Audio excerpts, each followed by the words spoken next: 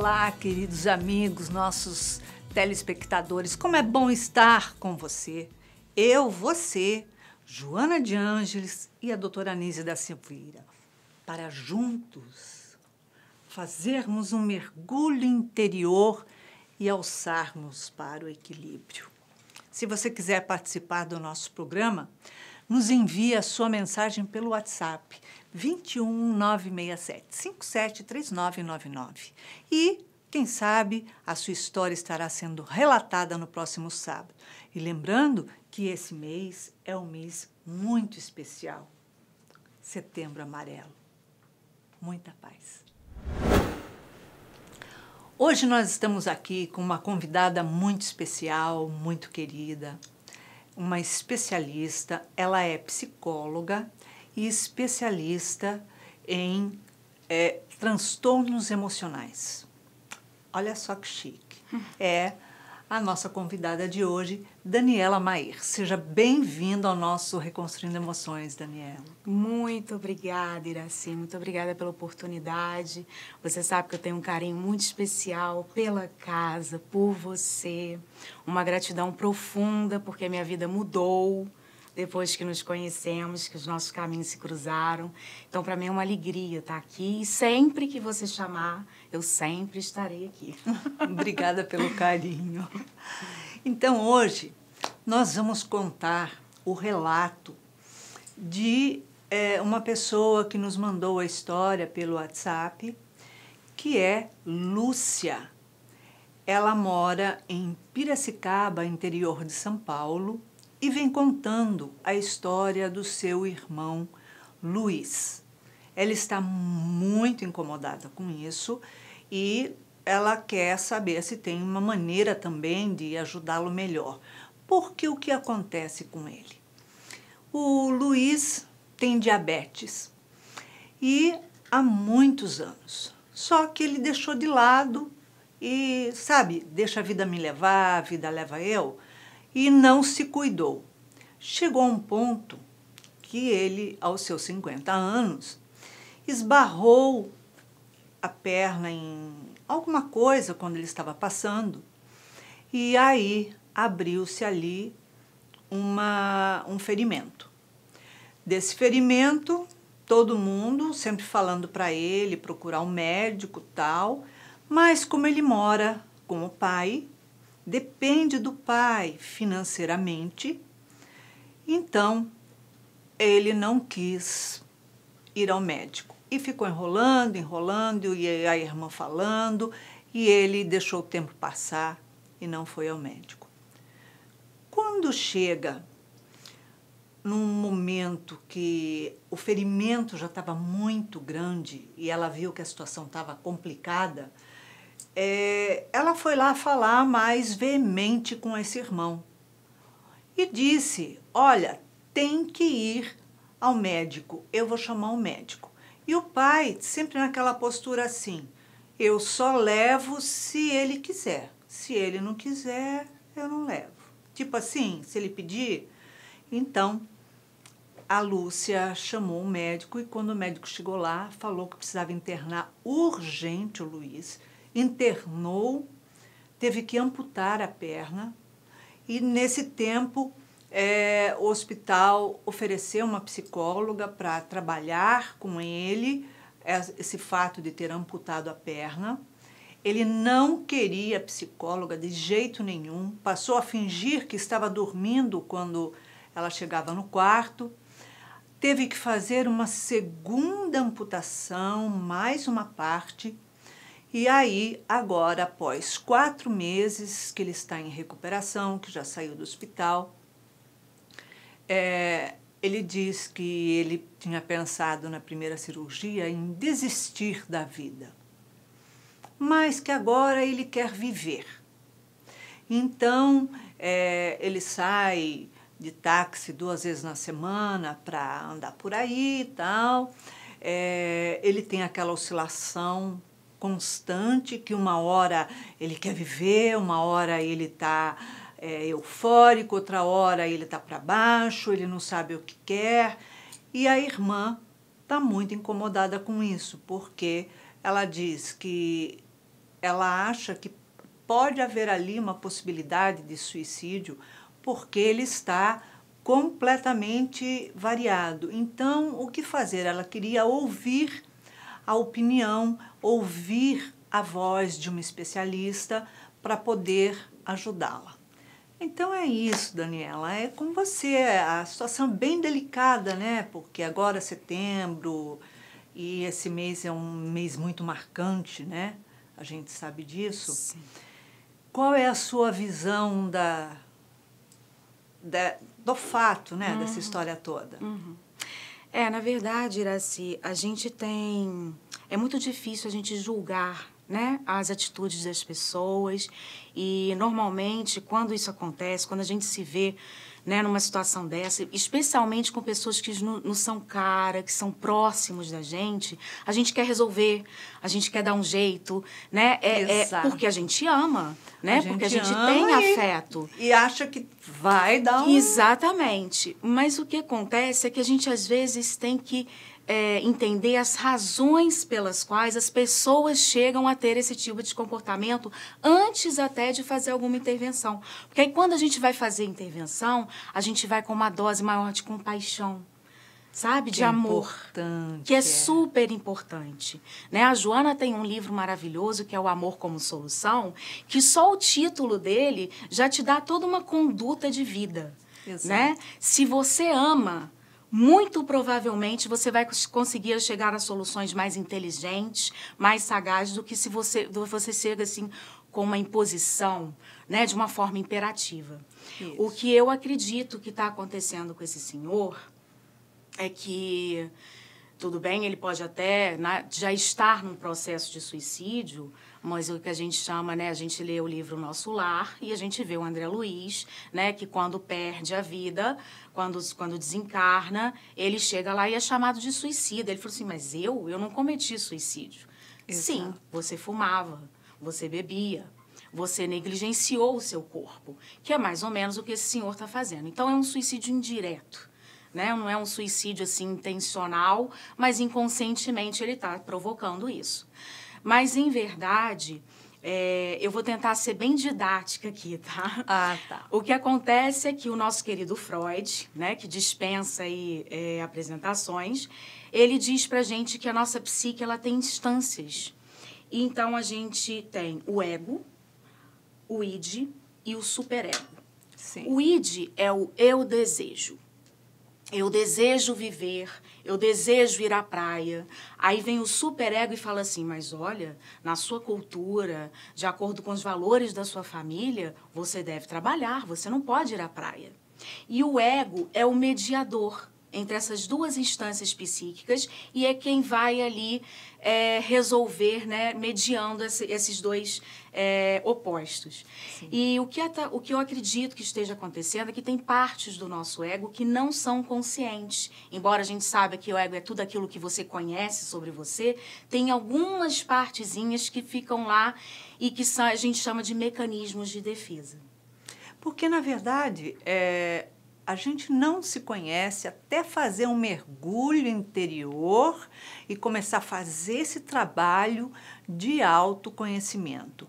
Mas até aí, né, até a gente ouvir isso e a ficha cair e a gente começar a fazer esse trabalho, são duas coisas assim muito distantes. É uma distância milenar. Porque a gente fala, mas tem um momento na vida da gente que as emoções, os sentimentos, a nossa fase bate de frente com aquilo e você fala assim, nossa, eu falei isso, já cansei de ouvir, achei que eu fazia, não fiz nada, é outra coisa. Exatamente. É exatamente o que você acabou de falar. A gente faz uma coisa, pensa outra, né? E o que acontece, esses mecanismos de defesa, eles tomam conta da gente. Então, quando a carga emocional de uma situação é muito forte para aquele ego, um ego frágil, o que ele vai fazer? Ele vai desenvolver esses mecanismos de defesa.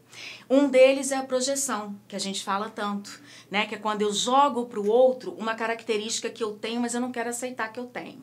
Aí eu falo que o outro é que tem. O outro é o deslocamento, que é quando eu estou com raiva de uma pessoa, de alguma atitude que ela tomou comigo, e ao invés de dar um soco nela, eu dou um soco na parede, quebro um prato. Isso é um outro mecanismo. E o mecanismo que eu acho que o senhor Luiz está usando, nesse momento, é a negação. Ele simplesmente não quer ver a situação, porque ela é tão dolorosa para ele, é tão difícil aceitar que eu tenho uma doença que a priori não tem cura, né? Ela tem como eu me tratar e ser uma pessoa com uma vida normal, mas a diabetes não tem cura. Né? Então, isso vai exigir de mim dietas, isso vai exigir de mim um cuidado com a alimentação, né? Às vezes, a utilização de medicamentos constantes, e às vezes aquele ego não quer ver isso. É muito pesado para ele. É uma emoção muito forte, é uma carga emocional muito forte. Então, o que ele faz? Ele nega. Porque quando a gente viu esse relato, deu a entender que, como ele dependia do pai, né, financeiramente, e ele mora na casa do pai, e, quer dizer, inconscientemente, ele está se cobrando porque, olha só, você mora aí, tá, e trabalhar nada, né?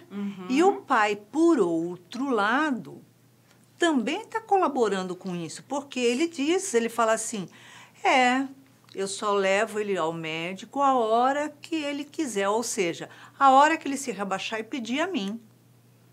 Então, tem aí um... Tem. É um alimentando a neurose do outro, né? Na verdade. Porque as relações são muito assim, né? Ninguém tem problema sozinho. A gente tem problema com o outro. O outro é sempre um espelho que vai mostrando ali pra gente o que a gente precisa modificar, o que a gente não está trabalhando. E, de certa forma, esse pai está sendo um pouquinho conivente, né? Por quê?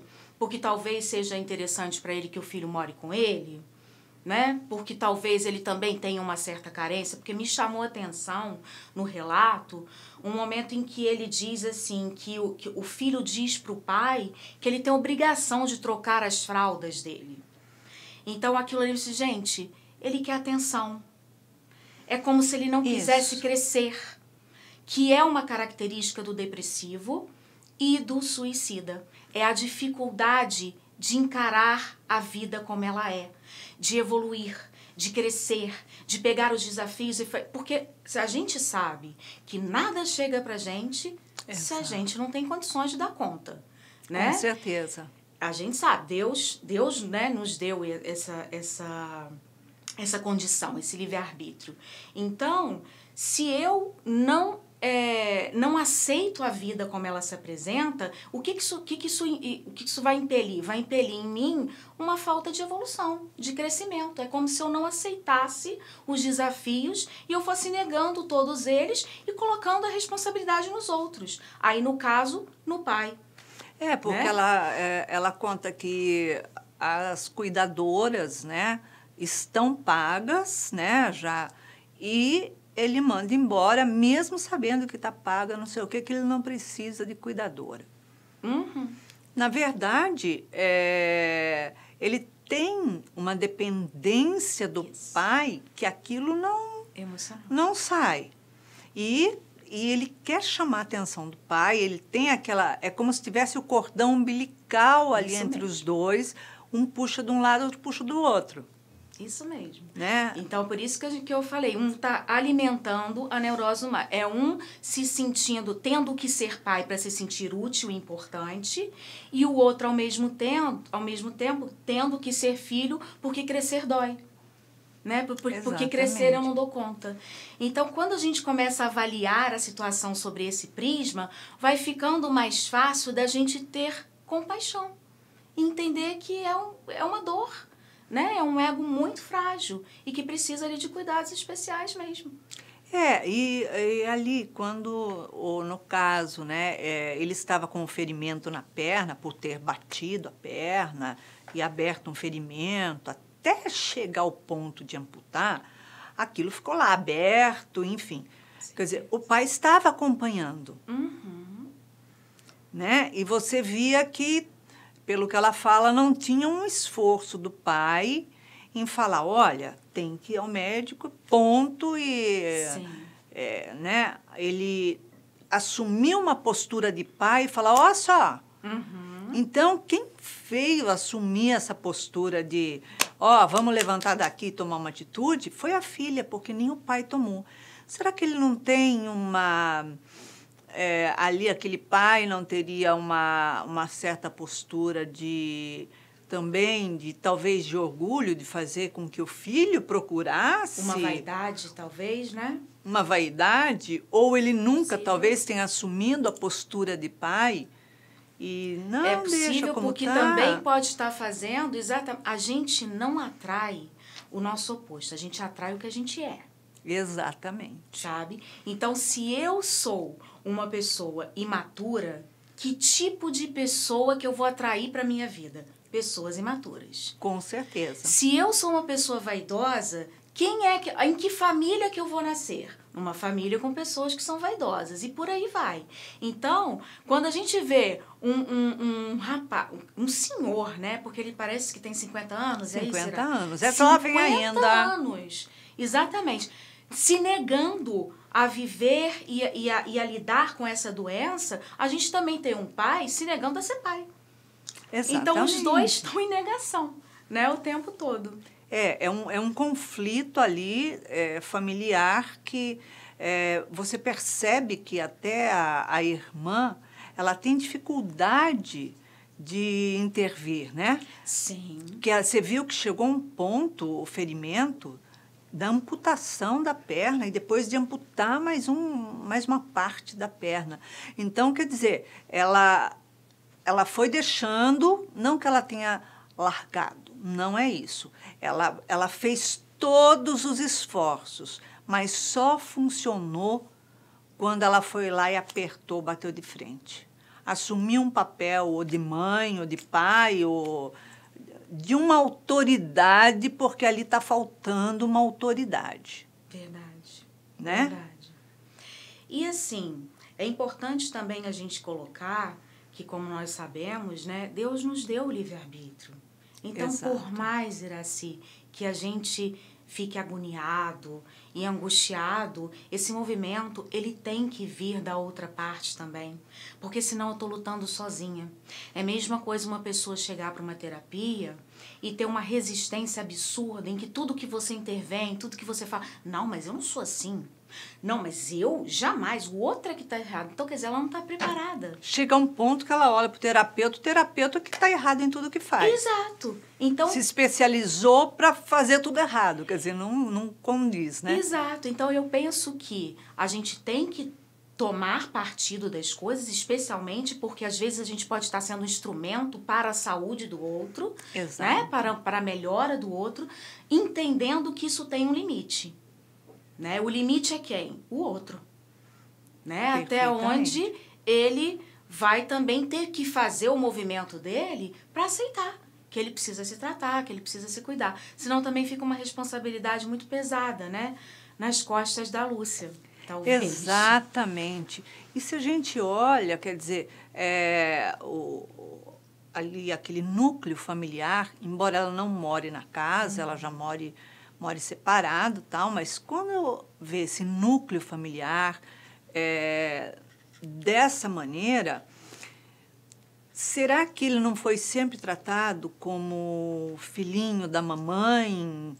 Porque ali não diz da mãe, a participação da mãe em momento algum. Será que teve um momento ali que ele era filhinho da mamãe e depois ou a mamãe foi embora ou desencarnou, não sabemos, mas passou a ser o filhinho do papai e o papai, na verdade, não quis se mover muito.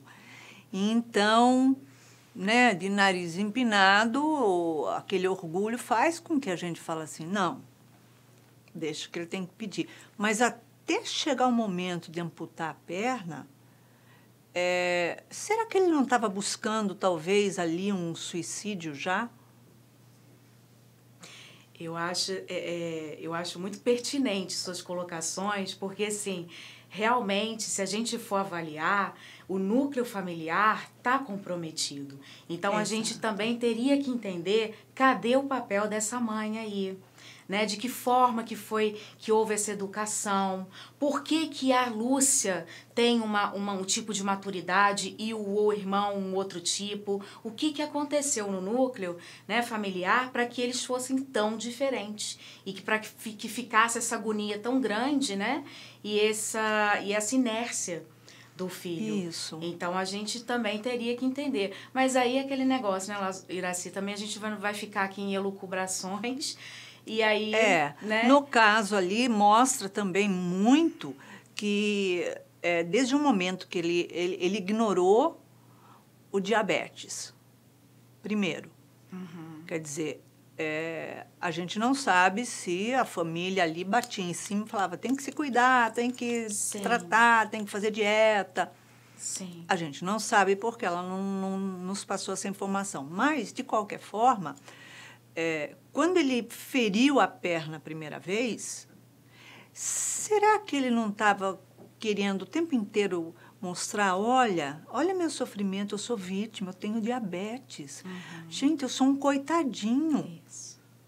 Não trabalhava, então olha para mim que eu sou um coitadinho e eu tenho diabetes. Olha, agora eu estou ferido, olha, coitadinho.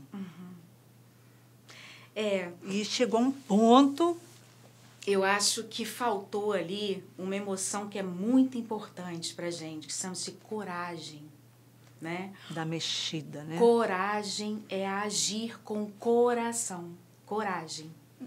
Então, muito bem colocado, Dani. Cada vez que eu olho para a vida, entendo que tem coisas que eu não vou conseguir mudar e tem coisas que eu posso e devo mudar, eu olho para minha alma, porque eles até falam, né? Se tivesse um lugar para a alma no nosso corpo, ela não seria perto do cérebro, seria perto do coração. Então, eu olho para a minha vida e eu ajo com amor. Amor por quem? Por mim.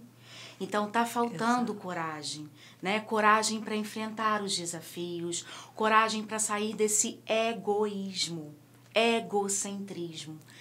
Então, o que eu trabalharia seria a coragem. E acho que a Lúcia... Gente, não sei se você vai entrar nisso ainda, mas já estou aqui fazendo uma colocação para ela, tadinha, porque eu pensei na agonia dela quando eu li o relato, ela tá sabe? realmente na angústia, aflita, né, de ver um que parente numa situação dessa e não saber mais o que fazer. E tem no capítulo, eu não sei qual capítulo é agora, porque eu já li esse livro há algum tempo, Reconstruindo as Emoções. Logo que ele saiu, eu já comprei. E a Nise, ela coloca uma ferramenta que é maravilhosa, que é a imaginação ativa, que a gente usa muito na psicologia junguiana. Por quê? Porque o pensamento, ele cocria. Então, você consegue ressignificar situações se você voltar até elas. E ela pede, num capítulo desses aí, que a pessoa feche os olhos e entre dentro do Luiz. Faça o movimento de se colocar no lugar dele e sentir tudo o que ele está sentindo, sabe? Sentir mesmo, sabe? Fecha os olhos e vai para lá e fica lá um tempinho, sabe? Tudo que passou pela cabeça dele, por que ele está com essa dificuldade, ela é irmã dele, ela viveu a vida inteira com ele. Que ocasiões que permitiram e que eliciaram a ele ser uma pessoa desse jeito, com esse comportamento, sentir mesmo tudo. Depois ela sai da cena, entra no pai e sente tudo que o pai está sentindo, por que ele está também se comportando dessa maneira, de que forma que ele está, por que ele está sendo negligente, porque tem uma razão. Tem uma negligência e tem uma razão ali emocional muito grande. Exatamente. Né? E aí depois, ela de fora vai ter talvez uma capacidade maior para conversar com ele, para fazer visitas, sabe, diariamente ou semanalmente, aí depende da vida das pessoas, do tempo disponível que elas têm, mas assim, dar atenção, porque o ego frágil precisa de amor. Exatamente. Então, conversando com ele, às vezes sobre até outros assuntos, ou levando casos, histórias de vida, de pessoas que tiveram coragem, que superaram dores, batendo papo mesmo, sabe? Ou às vezes simplesmente ouvindo. sabe, Luiz? Talvez Isso. ele consiga ir se abrindo e vendo a importância que ele tem para essa família, a importância que tem a vida dele. Exatamente. Sabe? E aí, de repente... Ele precisa trabalhar, Sim. fazer esse mergulho interior Sim. para compreender também, quem sabe ele também se colocando dessa forma que você falou. Com certeza, no lugar às vezes da irmã, até que isso, a mãe perfeito. está fazendo o papel de mãe, sei lá. Perfeito. No lugar do pai. Pedir Porque há um até sofrimento ali Exato. do pai. Exato. Pedir a ele, por exemplo, fecha o olho e se coloca no meu lugar. Eu sou sua irmã. Eu tô te vendo morrer, né? Eu tô aos poucos e definhando, eu preciso que você venha comigo. E todo mundo morre junto. Lógico. Quem Porque é que gosta de ver? Quando há uma situação de suicídio dentro de um núcleo familiar, Nossa. é como se todos daquela família tivessem sofrido, pela violência da ação, tivesse sofrido uma parte de si ter se suicidado ali junto. Sim. Porque a dor maior daquele que fica de superar e de se manter naquele ambiente e vivenciar todas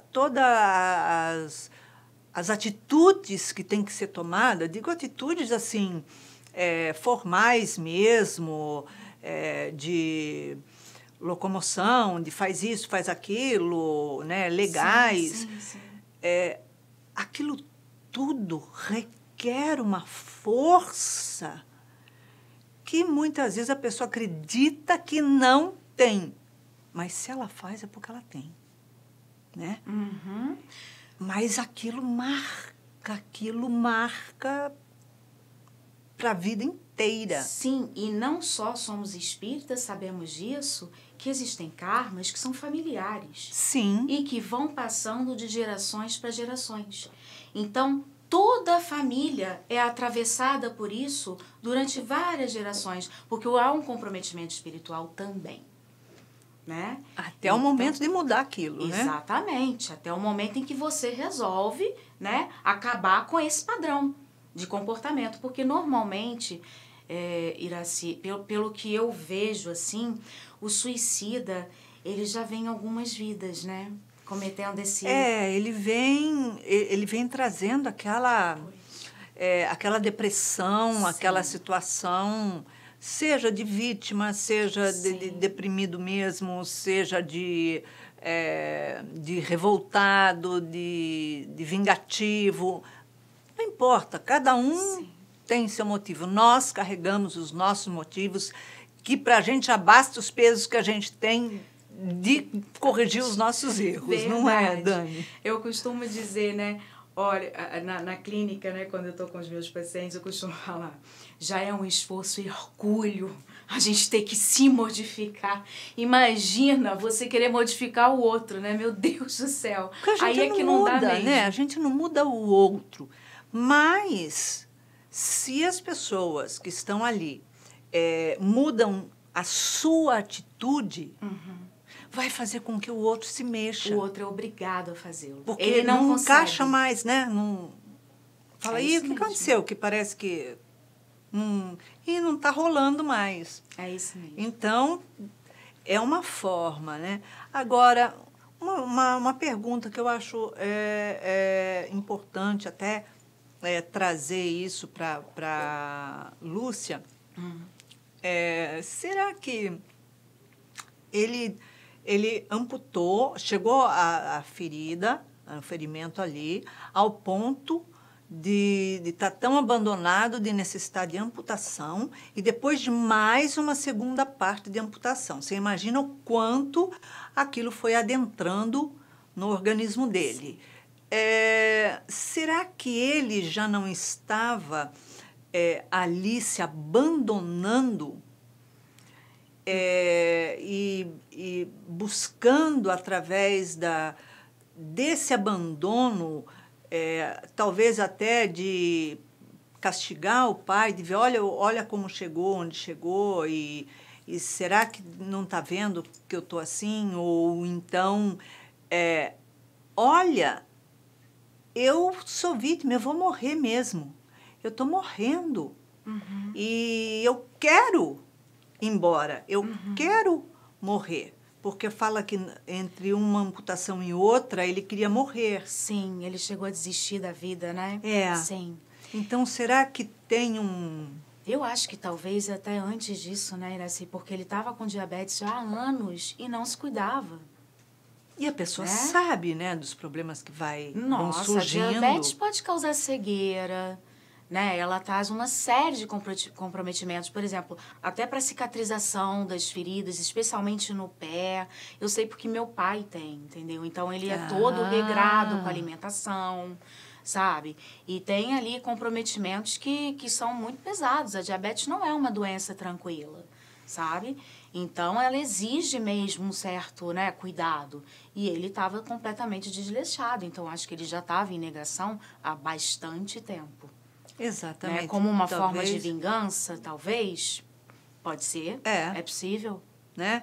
E buscando, talvez não se cuidasse mesmo porque estava buscando que chegasse a um ponto, que acontecesse alguma coisa, chegar a um ponto de que ele não precisasse tomar cabo da vida dele, mas que aquilo já definhasse ele. Que ele ficasse até numa condição de invalidez, justamente para justificar a não ação, né? Exatamente. Então, agora, realmente, eu não vou me cuidar, porque eu já não posso mesmo. Sou inválido, Sim. né? Sim. Atestado de invalidez, não é incompetência, meu pai. Sim. Não. É possível. A diabetes era uma coisa, mas agora é invalidez não por incompetência, por falta de esforço, mas porque eu sou mesmo um inválido devido à minha situação. E, na verdade, isso não significa que a pessoa não possa trabalhar, fazer. A gente vê tantos esforços, né? Tão lindo. Agora, nessa situação da Lúcia, ela deve estar puxando por ele, né? E ela tem medo que ele tente o suicídio porque ele está numa linha sazonal. Sim, ela disse ali que ele estava com emoções muito extremistas, né? Ele tinha... Ele vai de um pico ao outro, isso, né? ele ia de um pico ao outro. Com raiva, depois alegria, depois euforismo, depois... Bastante instabilidade. Revolta, É possível, sim, que... Eu não sei se ele chegaria, tá? A esse ponto, porque também é preciso coragem, né? Nós não podemos menosprezar jamais, né, o sentimento, a emoção sim, de alguém. Sim. Né? Subestimar, ou melhor. Né? Eu não sei, é possível que ele talvez tente, sim. Mas eu acho que ela fazendo esse trabalho de estar presente, sabe? De dar carinho para ele, de dar atenção, de dar amor, mas sempre também chamando atenção para as coisas que ele precisa para fazer, para o movimento que ele precisa fazer, eu acho que talvez ela consiga, sabe? Eu não sei se também teria até outro recurso, né? Ele está pode-se dizer que ele está em depressão? Acho que sim. Acho que sim, porque os sintomas da depressão são esses, né? São a irritabilidade, a própria, no homem principalmente, sabe? A mulher, ela normalmente fica com choro fácil, né? Um desânimo, uma tristeza sem motivo aparente. E no homem é essa instabilidade emocional, a irritabilidade também é uma característica muito forte de depressão. E até estava conversando com um amigo aqui antes, ele estava comentando que 80% dos suicídios ocorrem em homens. Porque é uma dificuldade tão grande de lidar com emoções que quando vem, arrebata. Porque, assim, emoções na nossa cultura é sinônimo de fraqueza.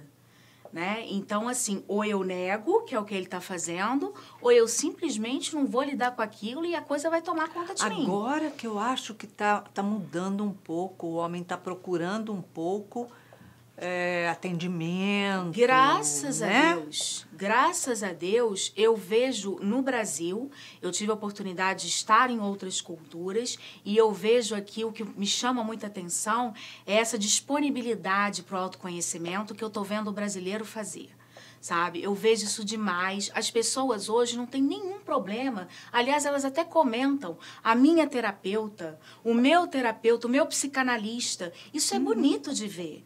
Né? Porque uma nação que é considerada imatura e tão jovem está aí passando à frente de nações desenvolvidas, né? Que ignoram completamente as emoções. Totalmente essa necessidade do autoconhecimento, da investigação sobre, né, o que você sente. Porque às vezes a gente pergunta o que você está sentindo, a pessoa não consegue explicar.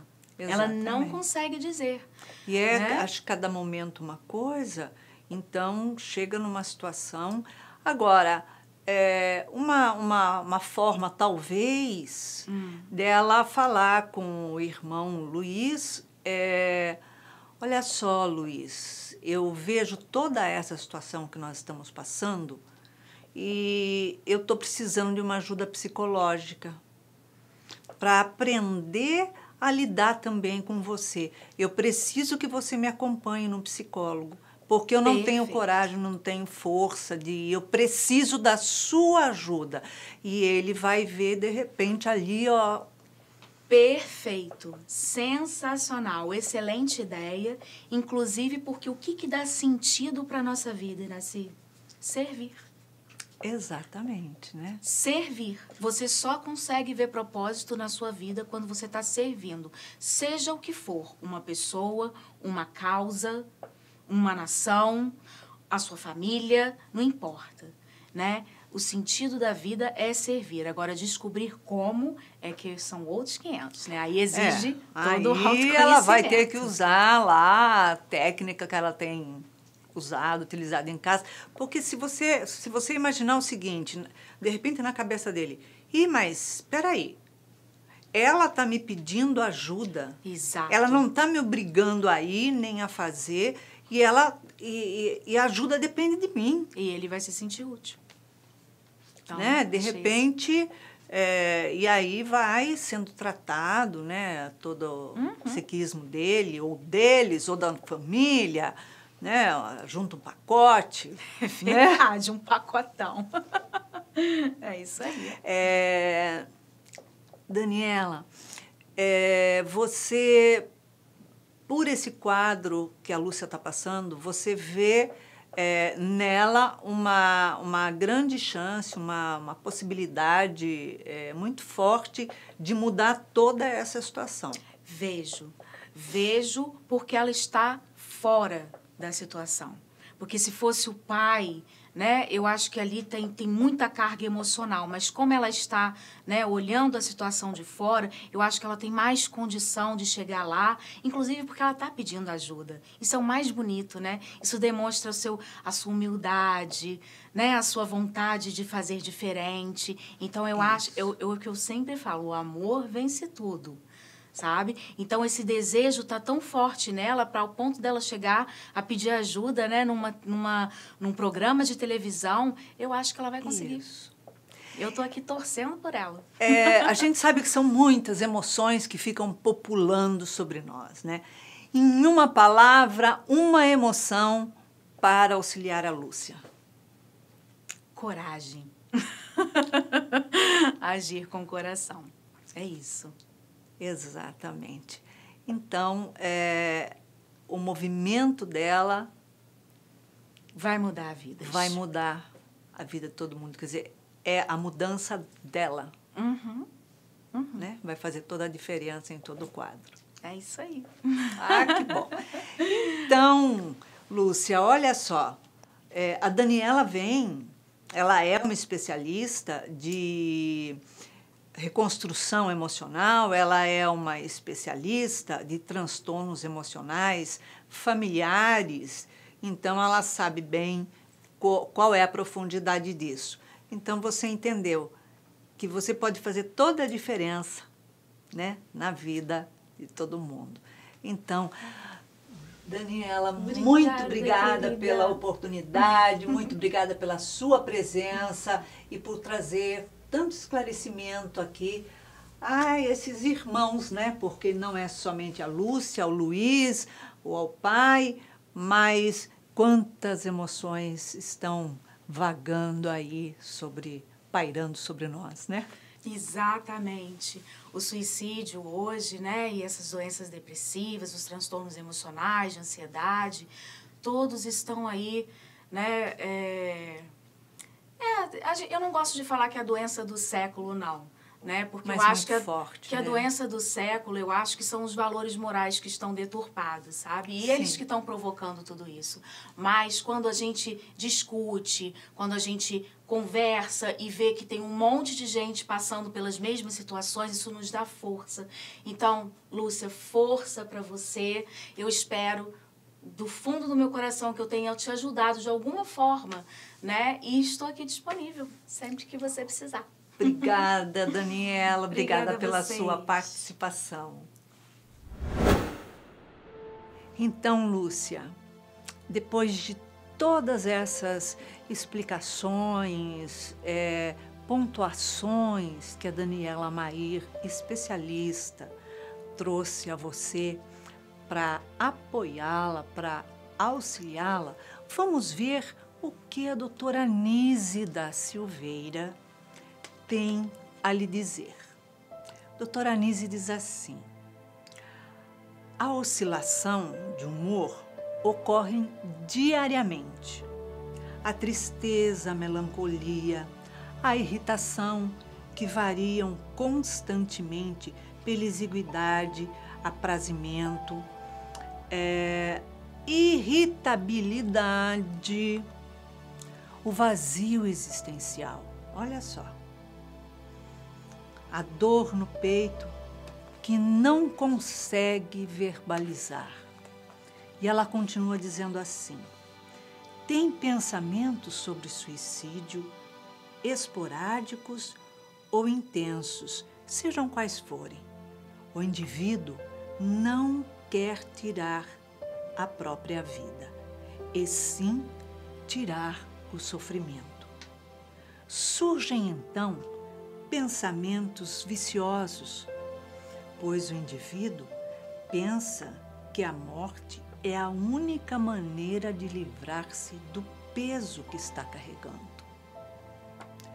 O suicídio não arranca o sofrimento, ele o mantém preso à dor. Então, a doutora Anise vem nos mostrando que o suicídio não é a solução. O suicídio é a complicação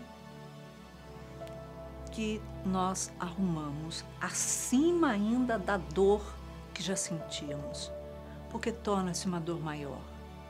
Então, buscar auxílio, a terapias, buscar com psicólogo orientações, fazer terapia é importantíssimo, ir a um psiquiatra para que ele possa fazer uma dosagem medicamentosa, porque muitas vezes temos essa variável de emoções e que nós não estamos conseguindo controlar.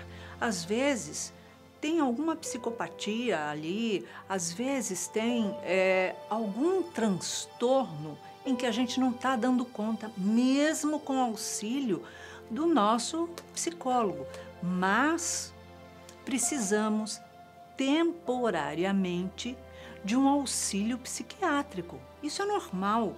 A gente vai lá, ele vai orientar, ele vai dar uma medicaçãozinha para que a gente adquira a estabilidade necessária naquela hora, naquele período em que as coisas estão acontecendo muito forte dentro da gente. Aí o psiquiatra, após dar esse remedinho, vai ter uma estabilidade maior na emoção, no sentimento.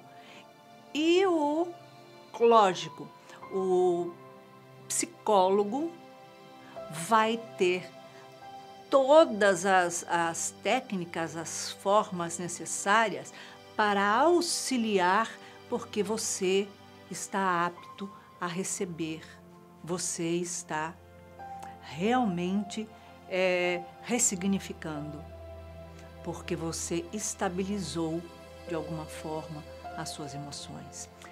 Então, é isso. Doutora Anise diz que o auto-amor é fundamental na vida de cada um, e na sua vida e na do outro.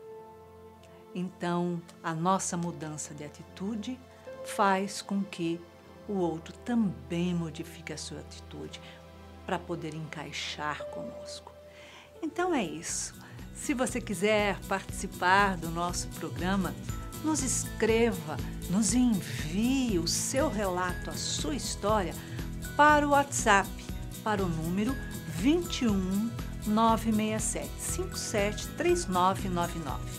E quem sabe no próximo sábado, às 19 horas, aqui na TV Mundo Maior, será a sua história que estará sendo reconstruída no programa Reconstruindo Emoções.